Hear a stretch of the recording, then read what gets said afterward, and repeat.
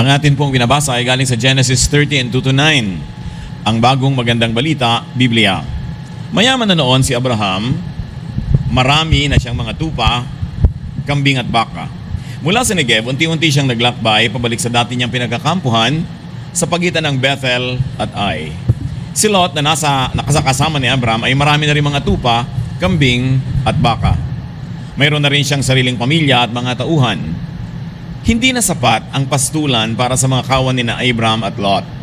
Kaya madalas nag-aaway ang mga pastol niya.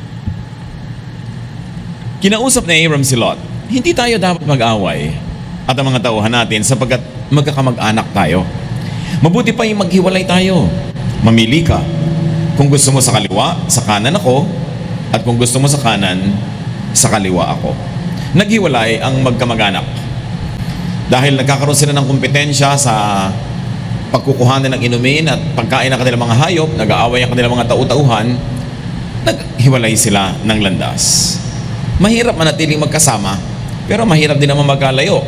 Dahil itong si Lot ay kinailangan ay nakidnap pa, binawi pa ng kanyang tiyo na si Abraham, dahil divided, they were much weaker. The emotional cost of togetherness. Yan ating pag-aaral, ano bang emosyonal na bayad para ang mga tao manatiling magkakasama. Salamat aming Diyos dahil ang kabutihan nyo ay patuloy na umaapaw sa aming buhay. Salamat sa paggagabay nyo sa aming pagkakasama-sama ngayon. Patawarin nyo po kami sa aming mga kasalanan at hinihiling namin na papagpaliwanagin nyo ang aming isip. Lumalim ang pagkakilala namin sa inyo at lalo pa na makapamuhay kami ng mapayapa at mabunga. Kayong maging aming tagapangaral ngayon, Panginoon. At sa pag-aaral namin na iyong salita, nawa gumaling ang mga sakit ng aming emosyon, tumibay ang aming loob, at maging buo ang loob namin sa pagharap sa buhay. Bless us, lift up your name. In the name of Jesus, your Son, we celebrate your goodness, and we pray. Amen. What are the dynamics of togetherness? Ano po ba yung mga simpleng paraan at batas ng pagsasama-sama? Well, unang-una, life is better lived in togetherness with family, especially one spouse or partner. Mas matamis ang buhay kung magkakasama ang nagmamahalan sa buhay. Ganun na rin in togetherness with relatives and friends, even with like-minded people. Malaking blessing na makasama natin ang mahal natin, nagmamahal sa atin, mga kamag-anak, mga kaibigan, at pati mga taong kapareho natin mag-isip. Mga taong sang-ayon tayo at sang-ayon sila sa atin, konti ang stress, konti ang paglalabanan lagi. Another dynamics of togetherness is that togetherness has an emotional cost. May bayad ang pananatiling magkasama at malaki ang ibinabayad natin in terms of emotion. Kaya may mga nagkakahiwalay kasi ayaw na nilang magbayad ng emotional cost. Staying together requires an emotional investment. There could be so many reasons not to be emotionally attached. In fact, to detach or to fight.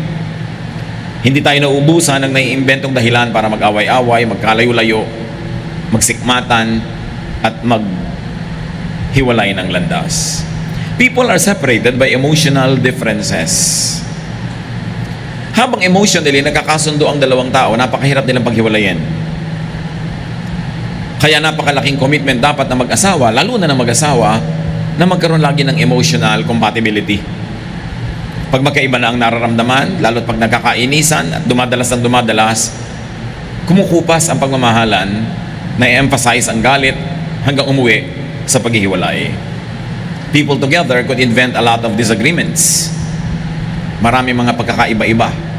Kaya maghalaga din ang mga magkakamag-anak, magkakaibigan, lalo mag-asawang nagpasya na mamuhay magkasama habang buhay to grow together in the same direction intellectually and emotionally. Kuminsan naman, sa araw ng kasal, they're still emotionally compatible, pero nakakalayo hanggang hindi na magkabalikan.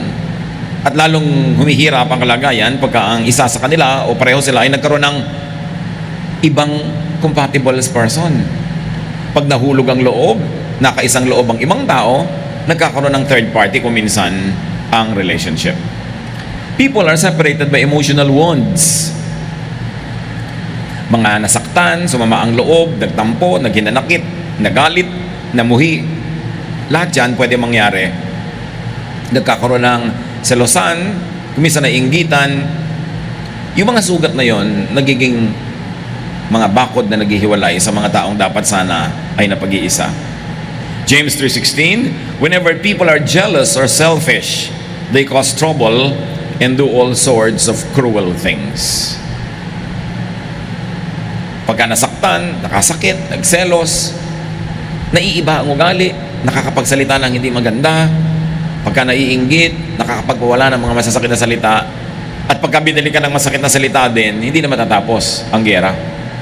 Ephesians 4:31-32, stop being bitter and angry and mad at others. Don't yell at one another or curse each other or ever be rude.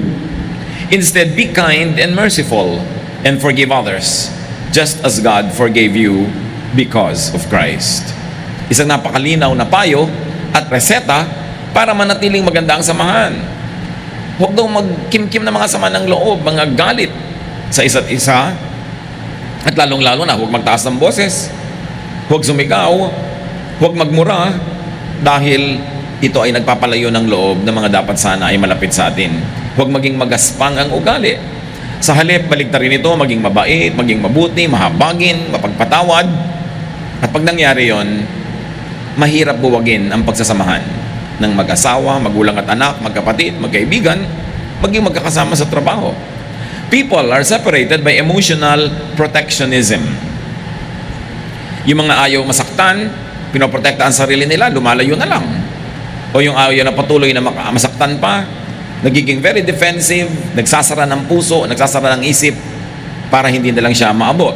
Proverbs 14:10-11, each heart knows its own bitterness. May kanya-kanya tayong pait na dinadala, at pag hindi mo yan hinandle na mabuti, ikaw ang i-handle niyan. Kaya dapat laging pinagtatapat sa Panginoon, kumaaring ihinga sa magandang paraan, para hindi maging pangit ang bunga ng paghihinga, kundi mapabuti. Dapat hindi iniingatan at kinikimkim ang mga sama ng loob na ito, dahil lalabas at lalabas din. 1 Peter 3:9, don't be hateful and insult people just because they are hateful and insult you. And Jesus said something to that effect, do not return evil for evil. When people curse you, you bless them, para matigil yung cycle of evil. Pag may sinabit, ginawang masama sa iyong kapwa at sinuklian mo ng masama rin, susuklian niya uli ng masama, hindi na matatapos. Pero pag ginawan ka ng masama at hindi ka nagsukli ng masama at binaligtad mo at gumawa ka pa nga ng mabuti, well, may posibilidad na gumawa pa rin siya ng masama, pero pahinanay ng pahina kasi nawawalan na siya ng lakas ng loob na gumawa ng masama. At maaari pa nga magkaroon siya ng pagbabagong loob. At kung hindi man siya magbago, hindi mo dinagdagan ng apoy, hindi sobrang lalaki. Isipin natin ang mga mahal natin sa buhay na nalayo sa atin, lumayo sa atin, nilayuan natin, para huwag nang mayroon pang madagdag na lumayo at mapalayo. At kung maaari, magkabalikan pa tayo ng mga mahal natin, minamahal natin, lalong-lalo mga kamag-anak. 1 Corinthians 6:7, when one of you takes another to court, all of you lose. It would be better to let yourselves be cheated and robbed. Hindi laging kailangang literal ang pag-a-apply ng verses na ito na kailangan man magdemanda, hindi ka pa nagdedemanda. Pero ang point na nililinaw dito ni Pablo, mas madalas pa na malulugi ka kung sobra kang legalista. Kung ikaw ay magsasaktan, magkakablangan kayo sa korte, pwedeng meron kang mapala, pwedeng may mahabol kang property, pwedeng may masingil kang utang, pero may nawawalang malaki. At yun ay kung nagkalayuan na kayo ng loob, lubos na kayong nagsumpaan at naglayo, mas malaki ang lugi kaysa mapapala mo na pera o property, dahil mas mahalaga yung goodwill ng tao. You lose the goodwill, you lose the love, you lose the relationship. People should be willing to pay the emotional price for staying together. Meron kayong mahal sa buhay, may nagmamahal sa inyo, dapat meron ka na agad determinasyon that you will be willing to pay the emotional price, which means may mga panahong masasaktan ka, mabibigo, magdaramdam. May mga panahon na hindi masusuklian ng kabutihan ng iyong kabutihan. May mga panahon na sobra ka masasakripisyo. But when you are willing to pay that price, the emotional price of togetherness, you will also reap the fruit of doing good and remaining together with those people who matter to you. The emotional price and complications of going and staying apart could be so much more. Yes, mahirap sikaping manatiling magkasama. Pero mas mahirap din namang maghiwalay. May babayaran ka, may ibabayad ka para manatiling maganda ang relasyon nyo. Pero malaki din naman ang ibabayad pag pumangit yung relasyon eh. Lalo't kung dinagdagan mo pa yung kapangitan, magbabayad ka na rin lang, mapapagod ka na rin lang, mapagod ka na on the side of restoring and keeping the relations instead of destroying it further. Pareho lang nakakapagod yon, pero mas maganda ang bunga nung pinagpapaguran mo na mabuo kayo, ma-repair kayo, mapaayos kayo. To be together, love should be equal to or greater than hatred. Araw-araw naman nangyayari yun eh. May nakakatuwa, may hindi nakakatuwa. May maganda, may pangit. Pero para manatili ang pagsasama, manatili ang magandang samahan, kindness should be equal to or greater than unkindness. May nagagawa ka kuminsan na hindi mabait, hindi mabuti, pero dapat matakpan mo yun. Makabawi ka. Mapalitan mo man lang ng kabutihan o mas dagdagan mo pa ng higit na kabutihan yung nagawa mong hindi mabuti. Same with politeness and rudeness. Kung minsan nagiging magaspang ka ang iyong ugali, hindi ka masyadong in the best of your behavior, pero dapat lagi kang bumabawi. Na mas marami kang politeness kesa rudeness. Mas marami kang kagandahang asal kesa kapangitan ng asal. And the same goes for goodwill and ill will. It should be equal to or greater than. Kung hindi, pag palaging mas maraming hatred kesa love, mas maraming unkindness kesa kindness, rudeness kesa politeness, ill will kesa goodwill, buguho ang inyong relasyon. At ito kuminsan na hindi napapansin ng mag-asawa na unti-unti na palang dumadami yung negative, nadadaig na yung positive. Sobra na palang inabuso ni babae si lalaki o ni lalaki si babae. Akala niya pwede yun sunod-sunod, araw-araw, buwan-buwan, taon-taon, hanggang puno na pala yung isa at ayaw na. Yan ang mathematics yan eh. Do the numbers. We are not perfect beings. May nagagawa tayong mali, pero dapat sa pinakamadaling panahon, maitama mo yon, mapalitan mo ng tama at masapawan ng tama. Dahil kung minsan tayo pagod, meron tayong mga pagkukulang, pero tiyakin mong nakakabawi ka agad. Napupuna ng mga pagkukulang, nasosobrahan pa nga. Kung minsan meron tayong nasasabing hindi maganda, pero dapat natatabunan mo yun ng mas maraming maganda. But the problem with words, pag nasabi mo na, kahit anong bawi ang gawin mo, nandun na yung sugat. Bihira na nabubura ng magandang salita later yung naunang sinabing pangit. Pwedeng magpatawad yung napagsabihan, pwedeng makalimot sandali, pero nababaalala at naaalala. Kaya yung pananakit sa pamamagitan ng salita, pag-ingatan nating sobra dahil ang hirap bumawi pag nanakit tayo sa pamamagitan ng ating dila. 1 Peter 3:9 to 11, don't be hateful and insult people just because they are hateful and insult you. Instead, treat everyone with kindness. You are God's chosen ones, and He will bless you. The scriptures say, do you really love life? Do you want to be happy? Then stop saying cruel things and quit telling lies. Give up your evil ways and do right, as you find and follow the road that leads to peace. Sinasabi in the context of the relationship within the church, pero mas lapat sa relationship ng mag-asawa, na magkakapatid, ng nasa isang pamilya, na magkakaibigan, na huwag nagsasalita ng pangit at huwag mangi-insulto. No? Sabi niya, talaga bang mahal mo ang buhay? Gusto mong sumaya? Well, tumigil ka ng kasasabi ng mga malulupit na mga salita. Hindi ka sasaya pag malupit ang iyong dila. Bakit? Sasaktan mo ang mga tao nagmamahal sa iyo, lalayo sila, mag-iisa ka. Paano ka sasaya nun? And quit telling lies. Kasi pag lagi ka nagsisinungaling, lalo sa iyong asawa, nadadala, nasasaktan, mamaya ayaw na maniwala. Wala ka ng credibility. And when you lose the trust of your spouse, you lose. Malaking lugi yan. Dapat idilat ng mga may asawa ang kanilang mga mata sa katotohanan na negative, positive, may accounting ang relasyon. Dapat positive ang balance mo. Dapat ang bottom line mo, positive. Pag lagi kang withdraw ng withdraw, mauubos siyang account mo at bigla na lamang na wala na pala. Dapat iniingatan, lalo kung mahal mo at lalo kung mahal ka. Kumisan kahit hindi mo mahal, pero mahal ka, ingatan mo dahil napakarami na bang magmamahal sa iyo? Sayang naman tong isang to. Lalo kung siya ang tunay mong asawa. o kamag-anak mo, sayang naman na may pagmamahal na mawawala. Sa bawat pamilya, sa bawat pangkat, the team or the group should produce sufficient or surplus goodwill and love. Bawat isa sa grupo, bawat isa sa pangkat dapat mag-ambag sa pagmamahalan, sa kapayapaan, sa katahimikan. Sa inyong pamilya, sa inyong mga tahanan, sa inyong mga social circles, dapat ang lahat ng kasali doon nag-aambag para magkaroon ng kapayapaan, katahimikan, kasiyahan. Dapat lahat nagde-deposit ng goodwill, hindi nagwi-withdraw. Kasi pag lahat nagwi-withdraw, lahat gumagawa ng mali, lahat nagsisiraan, ang bilis maubos ng inyong dahilan para manatili magkasama. Kaya minsan ang pinakamasasama magkakaaway, magkapatid o mag-asawa o ex o kamag-anak. Kasi kayo rin ang nagkaroon ng pinakamalapit na access sa isa't isa. Kung sino ang nagiging pinakamalapit sa iyo, yun ang kandidato rin na pwedeng maging pinakamalayo later. Pag hindi nyo na-handle yan. That's why your best friend could be your worst enemy. Maging sa mga nagmamahalan romantically, there's a very thin line between love and hate. That it is so easy to hate the one you used to love. Mas may access ka, mas kaya mong manakit. Kaya yung mga dating close, pag yan na nag-away, ang sama, ang saklap. Kasi close to each other. They know each other's secrets, pwede nilang ibunyag.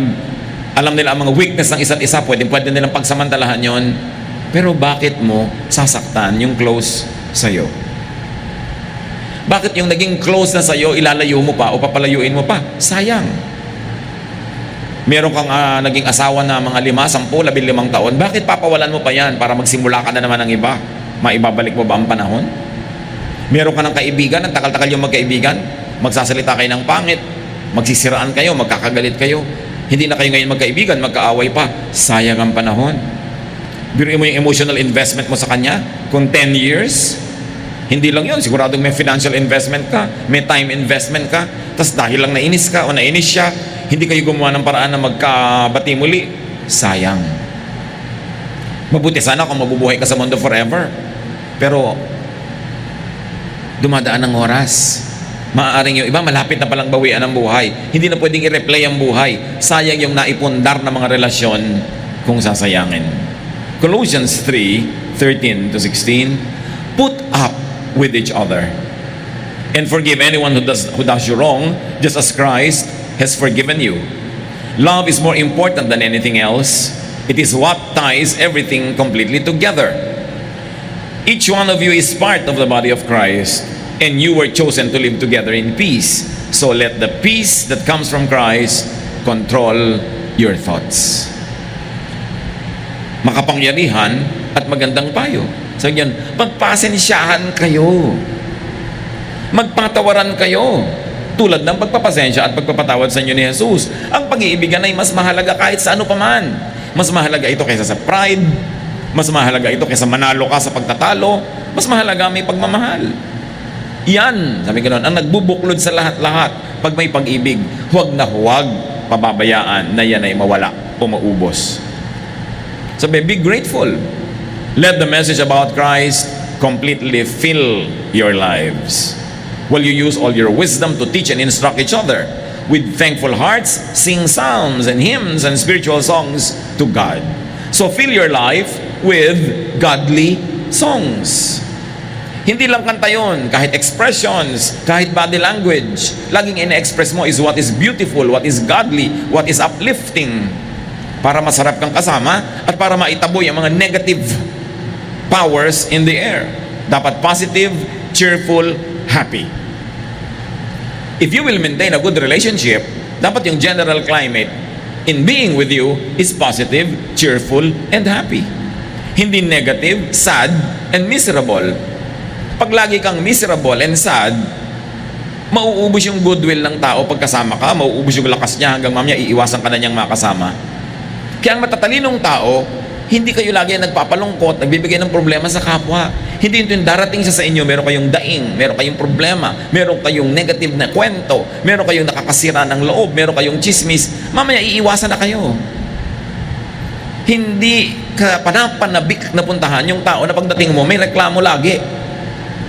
Laging merong sumbong, laging merong kulang, dapat masaya kang kasama. Tungkulin nating pasayahin yung hangin para lapitan tayo ng mga tao at hindi iwasan. Everyone should contribute to the collective goodwill. So pag merong masaya, makisaya ka. Alangan naman killjoy ka.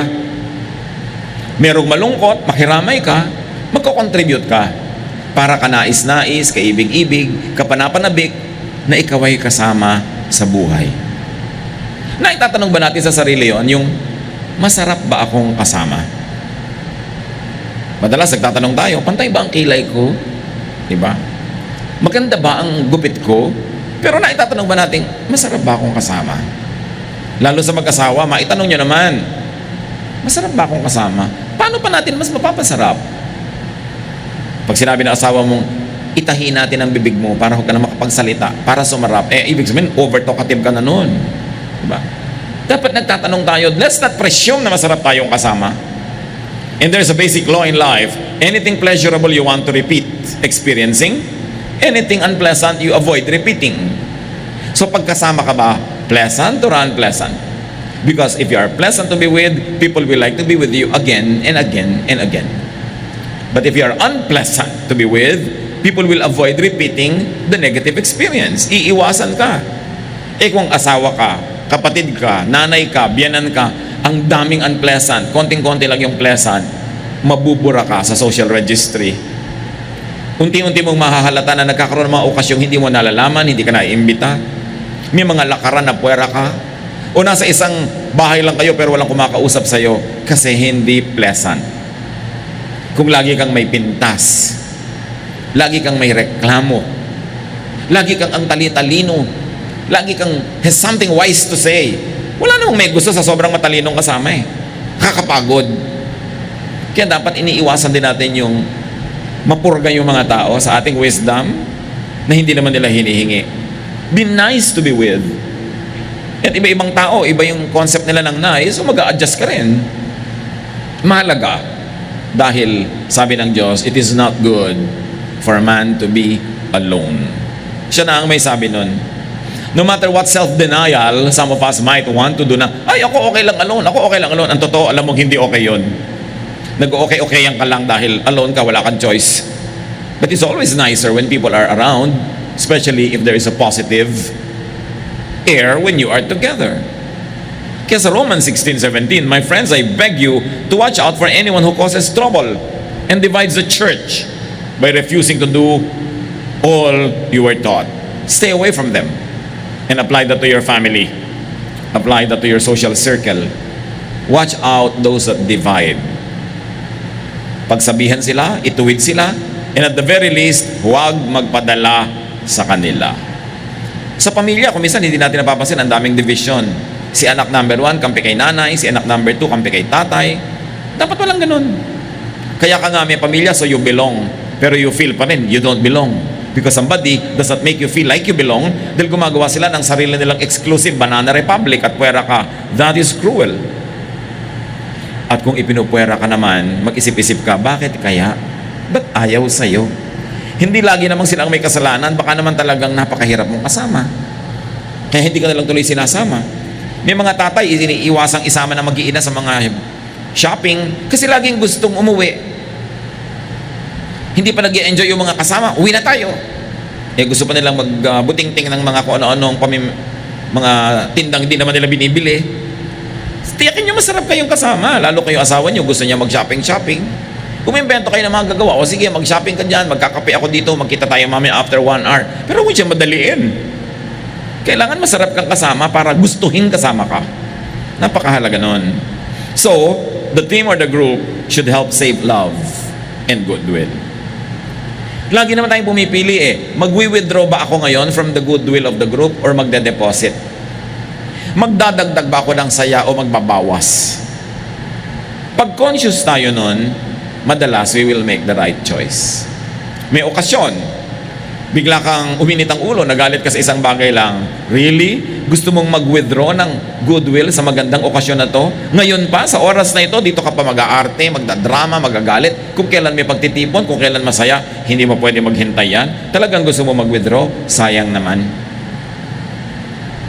Dapat may timing ang lahat. For everything there is season and a time for every matter under heaven. Kumisan may mga panahon na kailangan ka ng mahal mo sa buhay o na nagmamahal sa'yo, pero sa panahon na yun, hindi mo siya kailangan. Kasi nalilibang ka, may gusto kang gawin, o may gusto kang tapusin, o meron kang ginagawa, niyayaya ka niya makipagkwentuhan, pero ikaw may mahalaga kang ginagawa. Pero naiisip mo bang, hindi ko siya kailangan, pero kailangan ba niya ako ngayon? At pag naisip mo yun, ay kailangan niya siguro ako, kaya nandito, kaya liligid-ligid, kakalong-kalong, kakalakalabit, then ibababa mo ang ginagawa mo, hindi dahil kailangan mo tong taong ito, kundi kailangan ka niya. At pag ganun kang tao, hindi ka mapag-iisa sa buhay. Nakakapagdamdam, yung nagpaparamdam ka na, nade-depress ka, nalulungkot ka, gusto mo nang makausap, naiinip ka, natatakot ka, pero ayaw kang pansinin kasi busy siya. At wala siyang kamalay-malay na nagtatanim ka na pala ng sama ng loob laban sa kanya, at pag pinag-ulit-ulit niya yon, mas marami na siyang na-withdraw from the goodwill, wala siyang naibigay na goodwill, naubos na, mamaya, wala ka na sa buhay niya, sayang ka, dahil kamag-anak ka o kaibigan ka. Napakahalaga na tayo nakikiramdam kung ano ang kailangan ng kapwa, hindi lang yung kailangan natin. So have and keep necessary insurances, assurances, and commitments sa relasyon. Siyempre, ang tao willing lang mag-invest emotionally sa'yo kung may investment ka rin. Willing siyang tumaya sa'yo kung may taya ka rin. Willing siyang maging faithful kung faithful ka rin. Willing siya na italaga ang buhay niya kung willing ka rin. Malakay 2:15, didn't God create you to become like one person with your wife? And why did He do this? It was so you would have children and then lead them to become God's people. Don't ever be unfaithful to your wife. Or kung babaliktarin mo, don't be unfaithful to your husband. Sinasabi sa Malakay 2:15, kaya ka binigyan ng Panginoon ng kabiyak, para ka maging tapat sa Kanya, para magkaroon kayo ng mga supling, magkaroon kayo ng tahimik na buhay, sa ikabubuti niyong lahat. Pero subukan mong magtaksil, subukan mong magsinungaling, masisira yan. Dapat mong pahalagahan to not be unfaithful to your spouse.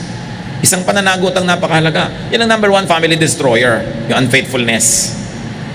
Lahat naman napapatawad, katamaran, pagkakamali, nasunog mo yung bahay, yung kotse, naihulog mo sa bangin, napapatawad. Pero yung nagtaksil ka, ang hirap makalimutan. Lalo't kung mahal ka. Kaya dapat pinapahalagahan mo yung pagtitiwala ng iyong asawa. Ephesians 5:25, a husband should love his wife as much as Christ loved the church and gave His life for it. And 1 Peter 3:1, 4, and 7. If you're a wife, you must put your husband first. Be beautiful in your heart by being gentle and quiet. This kind of beauty will last, and God considers it very special. Long ago, those women who worship God and put their hope in Him made themselves beautiful by putting their husbands first. If you're a husband, you should be thoughtful of your wife. Treat her with honor. Yan pala ang pinaka-importanting biblical beauty secret. Na unahin mo ang kapakanan, ang dangal ng iyong asawa. Sabi yan ang magagandang babae. Yung malinis ang puso, matapat sa asawa, at inuuna ang ikabubuti ng kanyang asawa. Sapagkat pag ginawa mo yun, siyempre yung lalaki, lalo ka mamahalin, uunahin ka rin niya. Pero pag nineglect mo siya, magkakaroon siya ng excuse na ineglect ka rin. Ephesians 6:4, parents, don't be hard on your children. Raise them properly. Teach them and instruct them about the Lord. Isang malaking insurance ang pamilya mo ay magiging buo kung habang bata, inuunahan mo ang sanlibutan na magturo sa iyong anak. Tinuturuan mo siya maging makadiyos, mabuti, minamahal mo siya, sapagkat ang pag-ibig na itinatanim sa puso ng anak, talagang garantisadong namumunga. Marami sa mga tao, paglaki nila habang buong adult years, masamang ugali, mahirap makasundo, may mga psychological problems kasi hindi minahal ng magulang ng sapat nung maliliit pa. At kung sakali, nawa ay wala, na ganyan ang naging karanasan, huwag niyo nang sisihin yung mga magulang nyo noong unang panahon pang mga pagkakamali nila. Buti na lang may magulang tayo sa langit, ang ating Panginoong Jesus, na pwedeng mag-make up sa pagkukulang ng ating mga earthly parents. Gumawa ka ng paraan para papunan yung kulang nun. Huwag kang laging puro na lang sisi tungkol doon dahil hindi mo na maibalik pa. Pero habang tayo nagpapalaki ng mga bata, Love them. Show them how to grow up in the Lord. At sabi nga, teach a child habang bata pa siya. At pag tumanda siya, hindi niya yun lalayuan. Pwede lumilihis-lihis ng konti, kaliwa, kanan, pero bumabalik at bumabalik din pag pinalaki mo talaga sa tama. Hindi sobrang naliligaw. Importante na huwag daw maging malupit sa mga bata. Ang itanim sa kanila pag-ibig, pagtitiwala, pagmamahal. 1 Timothy 5:8, people who don't take care of their relatives, and especially their own families, have given up the faith. They are worse than someone who doesn't have faith in the Lord. So ang tunay na pananampalataya ay nagbubunga ng pagiging mabuting kamag-anak, mabuting provider, mabuting miyembro ng pamilya. Ang tumatalikod daw sa pag-aruga ng mga kamag-anak, lalong-lalo ng nuclear family mo, ng iyong tatay, nanay, kapatid, asawa, magulang, anak, sabi, masahol pa yan sa hindi mananampalataya. At anong sabi sa mga anak, children, sa Ephesians 6:1-3, you belong to the Lord and you do the right thing when you obey your parents. The first commandment with the promise says, obey your father and your mother and you will have a long and happy life. May turo ang Biblia sa bawat miyembro ng pamilya. Sa dalawang magka-partner na mag-asawa. Lahat merong dapat gawin, lumagay sa lugar para tumama ang lahat. Pati sa magkakaibigan, Proverbs 17:17, a friend is always a friend, and relatives are born to share our troubles. Ito kung minsan ang pagdadalawang loob ng mga mananampalataya, lalo yung mga sobrang relihiyoso. They stop being a friend to their friend pagka yung friend ay nagkakaroon ng kasalanan, nagkakaroon ng kalituhan, o nagkaroon ng ibang relihiyon. But sabi, a friend is always a friend. Huwag dapat bakuran yung pagiging kaibigan mo ng kanyang performance, ng kanyang holiness or sinfulness, maging ng kanyang religious belief at the moment. Lalo ka maging kaibigan. Marami nagtatanong, ano pong gagawin ko sa anak ko? Ganito, nagkakasala siya. Well, hindi mo naman mapigil, maging pagmahal ka na lang na magulang. Ang sister ko po, may nagtatanong ba sa akin sa Facebook, ang sister ko po ay mistress. At ngayon, buntis na siya, mistress siya. Anong gagawin ko sa kanya? Na-offend po ang aking pananampalataya. So, why don't you just be a loving sister? Hayaan mo na lang Diyos ang mag-judge sa kanya. Kapatid ka magpakakapatid ka na lang. Siguro may dahilan kaya siya nasadlak sa kalagayan na yan. Meron siyang pangangailangan, meron siyang kalituhan, or meron siya talagang pagkakamali. Pero maging kapatid ka na lang, mahalin mo na lang. Hindi mo alam kung anong kulang sa buhay niya, kaya siya nagkakaganyan. Napakahirap kung minsan na ang kamag-anak mo, kapamilya mo, kaibigan mo ay relihiyoso. Nilalagyan niya ng mga religious standards ang kanyang pakikipagkaibigan. Na pagka hindi na niya gusto yung version ng Bible na binabasa mo, hindi ka na niya kakibuhin. Pagka sa tingin niya nagkakasala ka, lalayuan ka na agad. Kung kailan mo kailangan ng kaibigan, kung kailan mo kailangan ng kamag-anak, no ka palalayuan ni relihiyoso. Hindi ganon ang style ni Jesus. Kaya talagang dapat ibalik natin si Jesus sa Christianity. Gagaan ang buhay, magiging masarap tayong kasama, at mas makakaakay tayo ng mga tao tungo sa Panginoon. So togetherness requires agreement. Kailangan pinagkakasunduan yan. Kaya nga ang kasal may kontrata pa eh. Yun yung agreement, nakasulat pa, may mga saksi pa. Tapos laging gusto maghiwalay. Kailangan mag-invest ka para tumibay yung kasal, hindi humina at mawasak. Amos 3:3, can two people walk together without agreeing to meet? Walang nananatiling magkasama na hindi nagpapasyang magkasundo o makipagkasundo. Pag merong naghiwalay, ibig sabihin hindi na sila nagkasundo at ayaw nilang magkasunduan pa. Kaya meron silang pananagutan. Togetherness requires commitment. It has a price. Ang Panginoong Jesus, sinabi niya sa kanyang mga alagad, samahan niyo ako, napakabigat ng aking pasanin. Samahan niyo ako maglamay. Magdasal tayo. Matthew 26:40, He came back and found His disciples sleeping. So He said to Peter, can't any of you stay awake with me for just 1 hour? Kailangan may commitment para manatiling isa at nagkakaisa. Togetherness requires cooperation. Talaga kailangan makiayon ka, makisama, makibagay, makisangkot, makiisa. 1 Corinthians 12:12, the body of Christ has many different parts, just as any other body does, but each part performs its specific role. Ganon din sa mag-asawa, meron kayong parts, ganon din ang magulang at anak, ganon din ang magkakapatid, ang pamilya, ang church. You have to do your part. You have to contribute positively to keep the relationship. And not only to preserve it, but to make it nice and beautiful and enjoyable, because you will never pass this way again. Minsan lang tayong mabuhay dito sa mundo, at sabi ni Lord, it is not good for man to be alone. Mas masarap na may karamay, kasama, kasalo. Pero para mangyari yon, you must be willing to agree and you must be agreeable. Kailangan you meet people halfway, cooperate and function, pay the price of togetherness or lose people and pay a higher price. Be isolated and be alone.